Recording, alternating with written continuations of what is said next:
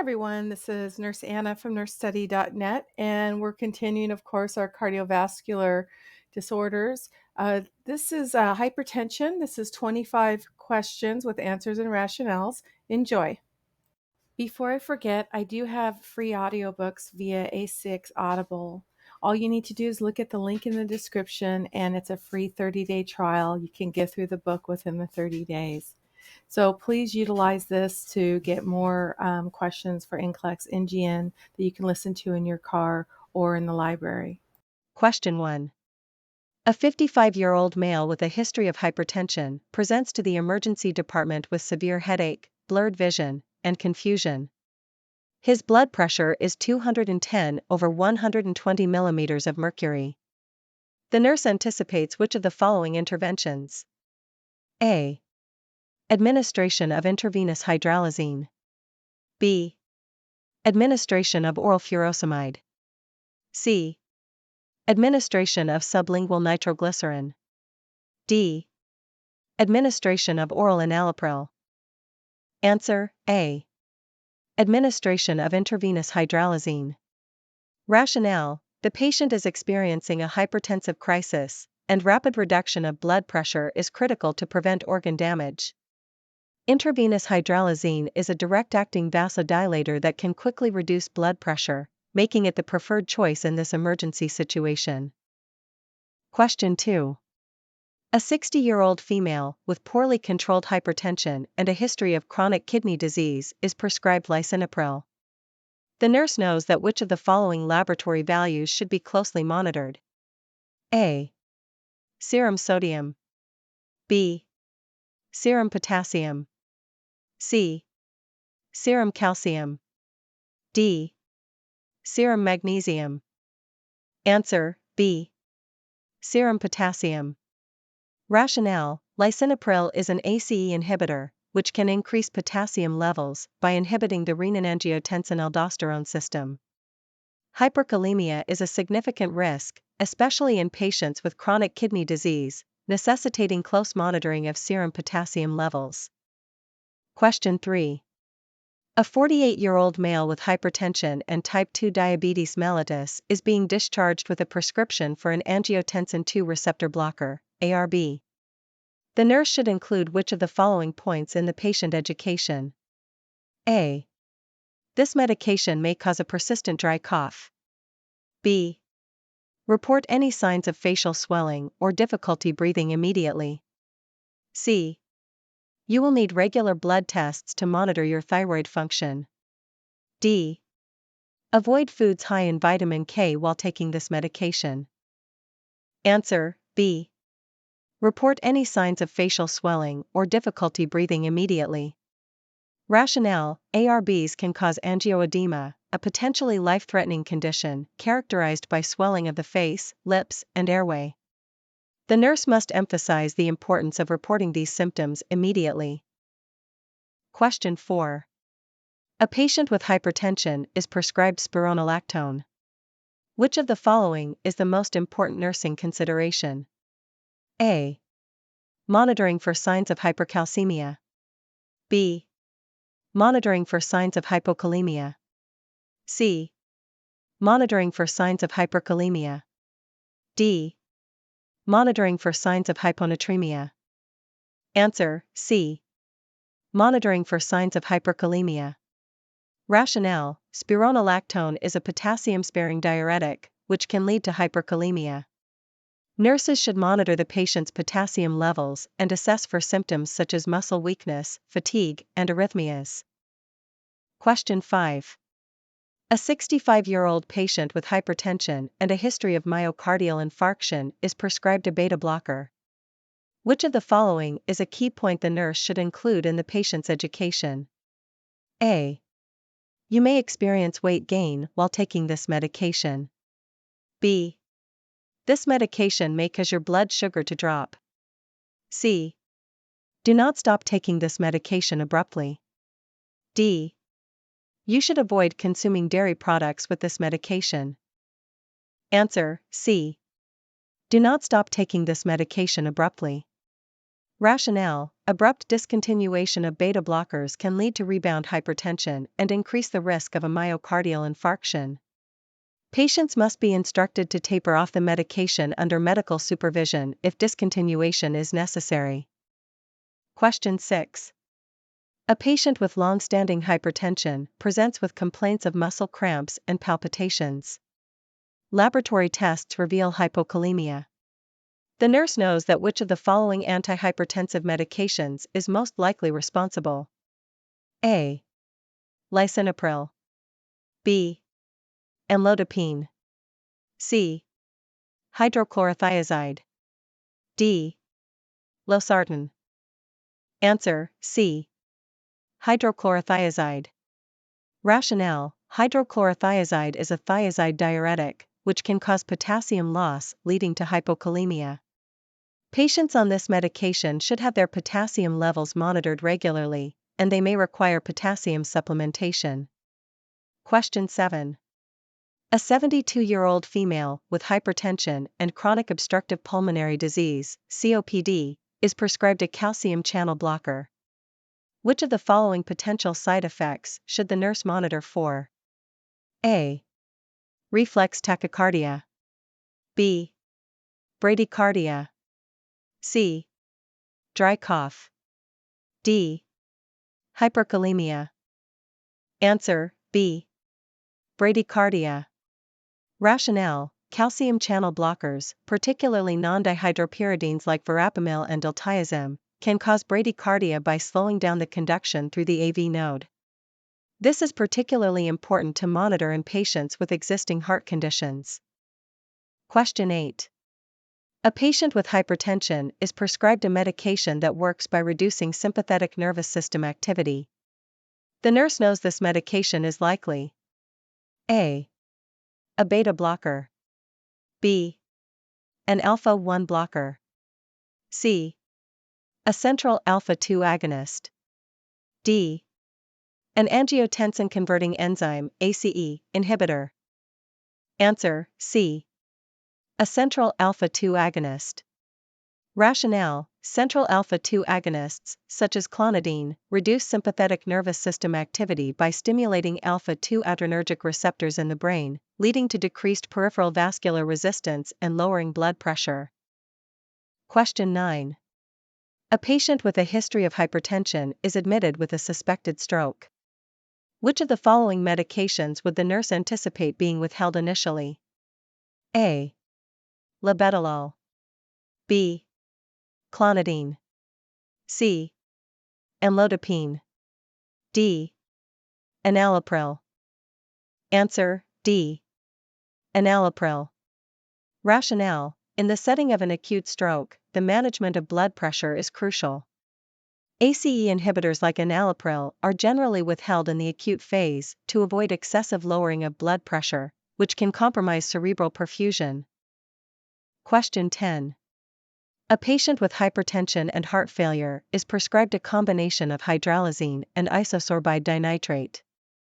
The nurse should monitor the patient for which of the following adverse effects? A. Hyperglycemia. B. Tachycardia. C. Hyponatremia. D. Hyperkalemia. Answer: B. Tachycardia. Rationale: hydralazine can cause reflex tachycardia due to its vasodilatory effects, which can stimulate the sympathetic nervous system. This combination therapy is particularly beneficial in certain populations, such as African American patients with heart failure, but requires close monitoring for this side effect. Question 11. A 70-year-old male with a history of hypertension and chronic renal failure is prescribed an ACE inhibitor. The nurse understands that the patient's renal function should be monitored closely because A. ACE inhibitors increase glomerular filtration rate, GFR. B. ACE inhibitors decrease the risk of hyperkalemia. C. ACE inhibitors can lead to acute kidney injury. D. ACE inhibitors reduce proteinuria. Answer: C. ACE inhibitors can lead to acute kidney injury. Rationale: ACE inhibitors can cause a reduction in renal perfusion, particularly in patients with already compromised kidney function, potentially leading to acute kidney injury. Monitoring renal function is essential to prevent further renal damage. Question 12. A patient with newly diagnosed hypertension is prescribed hydrochlorothiazide. The nurse should educate the patient to report which of the following symptoms as a possible adverse effect. A. Persistent dry cough. B. Muscle cramps. C. Weight gain. D. Constipation. Answer: B. Muscle cramps. Rationale: hydrochlorothiazide can cause electrolyte imbalances, including hypokalemia, which can lead to muscle cramps. Patients should be advised to report these symptoms, as they may require potassium supplementation or adjustment of the medication. Question 13. A patient with hypertension is being treated with a combination of an ACE inhibitor and a thiazide diuretic. The nurse knows that this combination therapy is effective because A. The diuretic minimizes the cough associated with the ACE inhibitor. B. The ACE inhibitor prevents hypokalemia caused by the diuretic. C. The combination reduces the risk of hyperglycemia. D. The combination therapy decreases the risk of angioedema.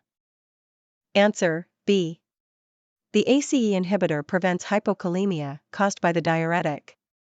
Rationale: thiazide diuretics can cause hypokalemia, while ACE inhibitors can increase potassium levels. The combination helps balance these effects, making it an effective and safe therapy for hypertension. Question 14. A patient with hypertension and a history of stroke is prescribed an ARB. Which laboratory value is most important for the nurse to monitor? A. Serum calcium. B. Serum potassium. C. Serum sodium. D. Serum chloride. Answer: B. Serum potassium. Rationale: ARBs can cause hyperkalemia by inhibiting the effects of angiotensin II on the adrenal glands, reducing aldosterone secretion. Monitoring potassium levels is crucial, especially in patients with comorbid conditions that predispose them to hyperkalemia. Question 15. A patient with hypertension and chronic heart failure is prescribed a beta blocker. The nurse should assess for which of the following before administering the medication. A. Blood glucose levels. B. Heart rate. C. Serum calcium. D. Respiratory rate. Answer: B. Heart rate. Rationale: beta blockers slow down the heart rate by blocking the effects of adrenaline on the heart. If the patient has a low heart rate, bradycardia, administering the medication could lead to symptomatic bradycardia or heart block, so assessing heart rate is essential before administration. Question 16.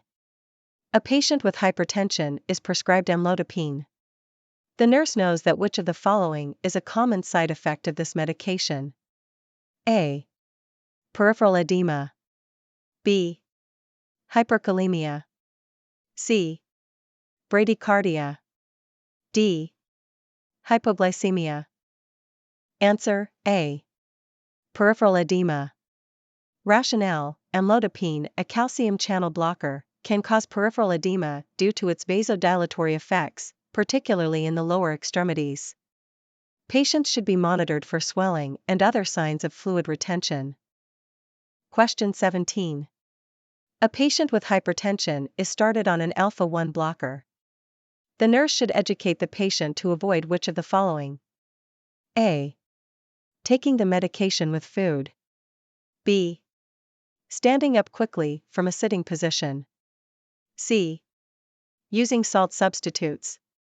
D. Drinking grapefruit juice. Answer: B. Standing up quickly from a sitting position. Rationale: alpha-1 blockers can cause orthostatic hypotension, leading to dizziness or fainting when standing up quickly. Patients should be instructed to rise slowly from sitting or lying positions to prevent falls. Question 18. A patient with hypertension and hyperlipidemia is prescribed a statin along with an ACE inhibitor. The nurse should monitor the patient for which of the following adverse effects? A. Myalgia. B. Dry cough. C. Hyperkalemia. D. Hyperglycemia. Answer: A. Myalgia. Rationale: statins can cause muscle-related side effects, such as myalgia, which can sometimes progress to more serious conditions like rhabdomyolysis. Patients should report any unexplained muscle pain or weakness to their healthcare provider. Question 19. A 58-year-old male with hypertension is prescribed a medication that inhibits the conversion of angiotensin I to angiotensin II. Which of the following side effects should the nurse educate the patient to report immediately? A. Persistent dry cough. B. Flushing. C. Tinnitus. D. Photosensitivity. Answer: A. Persistent dry cough. Rationale: ACE inhibitors, which inhibit the conversion of angiotensin I to angiotensin II, can cause a persistent dry cough due to the accumulation of bradykinin. This side effect is common and may require discontinuation of the medication if it becomes intolerable. Question 20. A patient with uncontrolled hypertension is at risk for developing hypertensive encephalopathy. The nurse should monitor the patient for which of the following signs and symptoms? A. Polyuria and polydipsia. B. Severe headache and vomiting. C. Nausea and diarrhea. D. Chest pain and palpitations. Answer: B. Severe headache and vomiting. Rationale: hypertensive encephalopathy is a medical emergency characterized by a sudden, severe increase in blood pressure leading to cerebral edema. Symptoms include severe headache, vomiting, confusion, and in some cases, seizures. Immediate intervention is required. Question 21. A 65-year-old female with hypertension and a history of atrial fibrillation is prescribed a beta blocker. The nurse knows that the effectiveness of the medication should be evaluated based on A. Blood pressure and heart rate. B. Blood glucose and serum potassium levels. C. Respiratory rate and oxygen saturation. D. Serum creatinine and GFR. Answer: A. Blood pressure and heart rate. Rationale: beta blockers are used to manage both hypertension and atrial fibrillation by lowering blood pressure and controlling heart rate. Monitoring these parameters is essential to evaluate the effectiveness of the therapy. Question 22. A patient with hypertension is prescribed a diuretic and a beta blocker. The nurse should monitor for which potential interaction between these two medications. A. Hypercalcemia. B. Hyperkalemia. C. Bradycardia. D. Hypoglycemia. Answer: C. Bradycardia. Rationale: beta blockers can lower heart rate, and when combined with diuretics, especially those that may cause electrolyte imbalances, the risk of bradycardia can be increased. Monitoring heart rate is important when these medications are used together. Question 23. A patient with hypertension is experiencing a hypertensive emergency. The nurse anticipates administering which of the following medications to rapidly lower blood pressure? A. Intravenous nitroprusside. B. Oral losartan. C. Sublingual nifedipine. D. Oral atenolol. Answer: A. Intravenous nitroprusside. Rationale: intravenous nitroprusside is a potent vasodilator that can rapidly lower blood pressure in a hypertensive emergency. It is administered in a controlled environment to prevent excessive hypotension and ensure patient safety. Question 24. A patient with hypertension is being treated with a combination of an ACE inhibitor and a loop diuretic. The nurse knows that this combination therapy is used primarily for which purpose? A. To increase urine output. B. To minimize the risk of hypokalemia. C. To reduce the risk of hypercalcemia. D. To enhance blood pressure control. Answer: D. To enhance blood pressure control. Rationale: the combination of an ACE inhibitor and a loop diuretic is effective in controlling blood pressure, particularly in patients with resistant hypertension. The diuretic reduces fluid volume, while the ACE inhibitor relaxes blood vessels, providing a synergistic effect. Question 25. A 72-year-old male with hypertension and benign prostatic hyperplasia, BPH, is prescribed an alpha-1 blocker. The nurse should be particularly vigilant for which of the following adverse effects? A. Hypotension. B. Bradycardia. C. Hyperkalemia. D. Hyperglycemia. Answer: A. Hypotension. Rationale: alpha-1 blockers can cause significant hypotension, especially after the first dose, due to their vasodilatory effects. This risk is heightened in elderly patients, necessitating close monitoring of blood pressure, particularly when the medication is first initiated.